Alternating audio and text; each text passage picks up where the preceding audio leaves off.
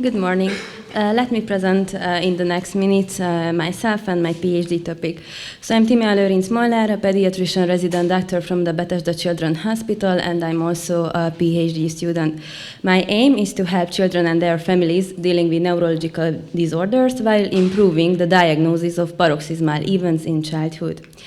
To achieve our mission, we are characterizing and comparing the epileptic seizures and paroxysmal non-epileptic events in children based on Video-EEG monitoring and clinical data. Therefore, we are conducting two different studies having the same clinical question, using the same PECO question framework, but using two distinct scientific methodologies, first a systematic review and a meta-analysis, and after that a registry analysis. Let me start with my first project, which will give a new perspective to pediatric neurology. So, as we can know, 1% of the children are affected approximately by epilepsy, and nearly half of them having paroxysmal non-epileptic events are misdiagnosed. And contrary to the well-defined electroclinical epileptic seizures, paroxysmal non-epileptic events resemble this episode but do not involve abnormal electrical activity in the brain. The misdiagnosis is crucial. First, in case of overdiagnosis, social stigma can occur and children can have constraints in daily life. Contrary, in case of underdiagnosis, there's still an untreated condition in case of children which can affect their life, for example, a heart arrhythmia. And sadly, one study shows that approximately 20 years can be the delay in the correct diagnosis. And how can we diagnose these entities? So our routine diagnostic method consists of medical history taking, neurological examination, accessing the home videos where parents capture the suspected events, and the EEG. But due to the lack of the differential diagnostic protocols, the misdiagnosis is common. The gold standard is the Video-EEG monitoring, which is a long-term continuous monitoring, but it's a really specific method which necessitates specific equipment and expertise, therefore only available in epilepsy centers. Therefore, our aim is to identify the main characteristics of PNE, which can guide as a framework during the routine diagnostic method, the medical examination, and the access of the home videos. Therefore, we have to answer the next question. What are the Video-EEG and patient history data differences between the two entities? We are investigating children with paroxysmal events. The exposure is epilepsy, the comparator is the PNE, and we are dealing with patient and clinical data based on Video-EEG recordings. And we propose that there are notable semiological differences between them. Therefore, we are doing a systematic search. Our search key is composed of three main domains, focusing on the pediatric population, the Video-EEG, and the two entities. After the systemic search, we had more than 11,500 articles, and 27 were eligible for full text selection. We could subdivide further this article based on the age of the children. We have an infant subgroup with children aged between 0 and 3 years, and we have a pre- and school-age subgroup with children aged between 3 and 12 years. By accessing the eligible articles, we faced more than 340 different semiological event types. Therefore, we had to classify them, and we used the Luder's classification system, and using that, we identified 27 main subgroups which are presented there. And our results are highlighted, so we have eight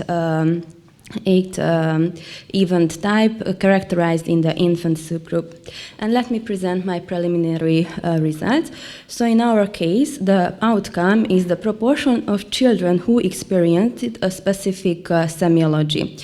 The range of proportion is from 0 to 1, and I would like to mention that in those articles where the exact number of patients who didn't experience erythemology is not assessed. So our first semiology is arrest. Arrest is an event when the motor action is suddenly paused. and it's abrupted. Here we can see, in case of epilepsy, 7 articles containing 122 patients, out of which 40 experienced arrest. And in case of PNE, we have 98 articles, 98 patients, out of which 16 experienced the arrest. Both of the studies are using retrospective cohort articles. And we can see a moderate heterogeneity based on the I-square value and intervals. And due to the small number of articles, the estimation uncertainty is high, which is proven by the I-square value, confidential interval, and the p-value. But we can see that the proportion in case of the epilepsy is 0.34, in case of PNA is 0.16, and the p-value is 0.01. So there is not only mathematically significant, but also a clinically relevant change, which means that arrest is twice more frequent in case of epilepsy. Our next semiology is spasm, which is a repetitive motor semiology, including flexion and extension of different body parts. We can see that in case of epilepsy, the proportion is 0.28, while in the case of PNE, there are few studies, so we cannot do statistical subgroup analysis. And our last semiology is the manifestations during sleep. And here we can see that in case of paroxysmal non-epileptic seizures, the proportion is 0.31, but here we don't have enough data to show in the epilepsy subgroup for statistical analysis. So our study is unique, as is the first comparative study having a specific characterization. And we face limitation due to the limited number of articles and patients and different semiology reporting methodologies. But based on our preliminary results, we can say that arrest occurs twice more frequently amongst infants with epilepsy. And this study is important because it offers characterization from the two entities in infancy, having a base for a differential diagnostic protocols, and we can offer a new standardized classification and semiology reporting system also. Here you can see the progress of my first project, and I would like to mention that our preliminary results will be presented at the Hungarian Society of Child Neurologists annual meeting in April. And for further analysis and understanding of these different entities, we are performing a Video-EEG registry analysis from our epilepsy center's data. So, the Video-EEG monitoring unit of the Bethesda Children's Hospital was established in 2001.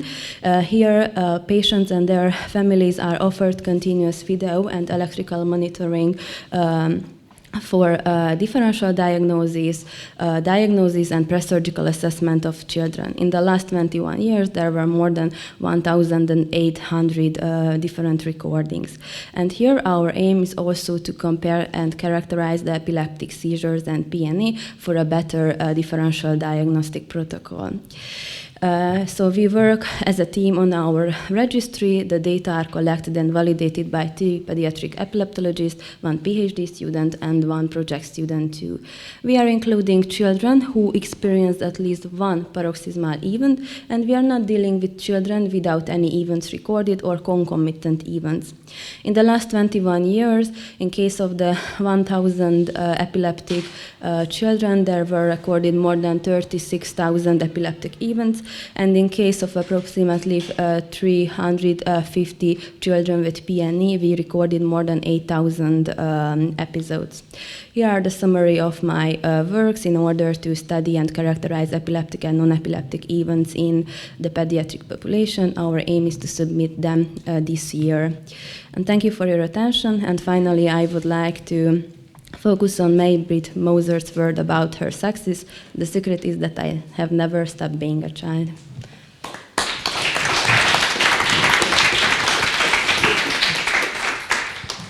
Congratulations for a nice presentation. You mentioned you included in your study children up at the age of 12. My question is that are you planning to extend this age limitation and include young adults or adolescents into your project as well? Thank you for your question. It's a really important question in our project. So in our project, we are doing work based on available articles.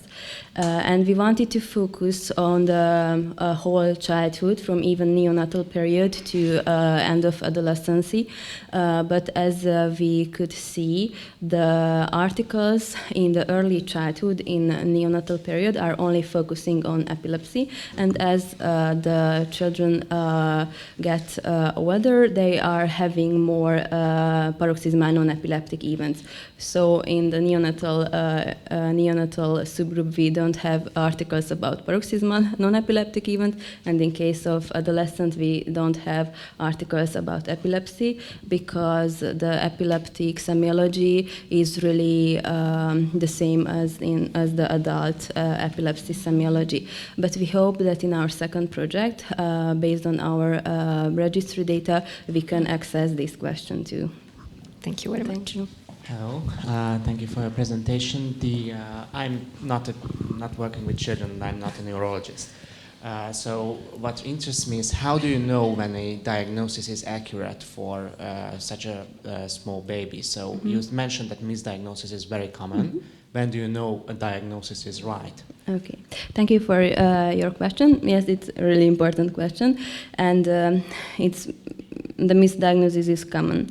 And the gold standard is the Video-EEG monitoring, where we have parallelly the semiological aspect that we can see on the video and the electroclinical data with the absent or present electrical signs specific for that event.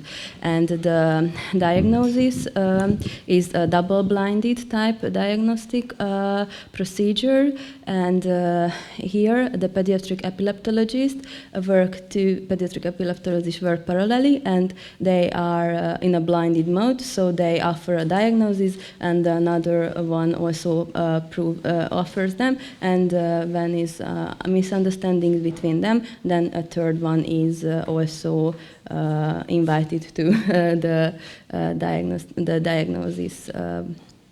And this is why we use 3 epileptic neurologists too. Thank you. Thank you. I'd like to ask you regarding, you mentioned that many parents record homemade videos.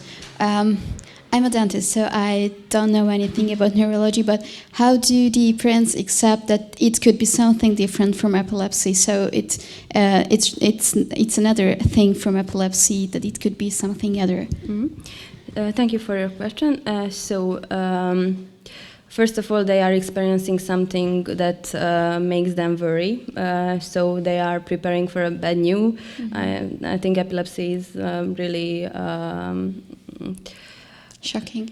Yes, even in early childhood. So in contrast case, when we prove that that's not an epilepsy, I think that they are relieved, and but they are also, as I see them, they are also prepared to another event, so they are more eager, but they are relieved in case of the decline. Okay, thank you. Can I just have one more question? Sorry, about the arrest. So the difference is significant. Yeah. Maybe do you have any data about the duration of the arrest? Maybe it's clinically more important. It was just a few seconds or more than a minute, because in that case maybe the differences will be more significant. Yes, that's a great idea, and we wanted to access the duration of the episodes too, but in these articles they are not focusing on that aspect, but we have data about that in our registry, so we can access that too, and it's our aim to access it too. Thank you.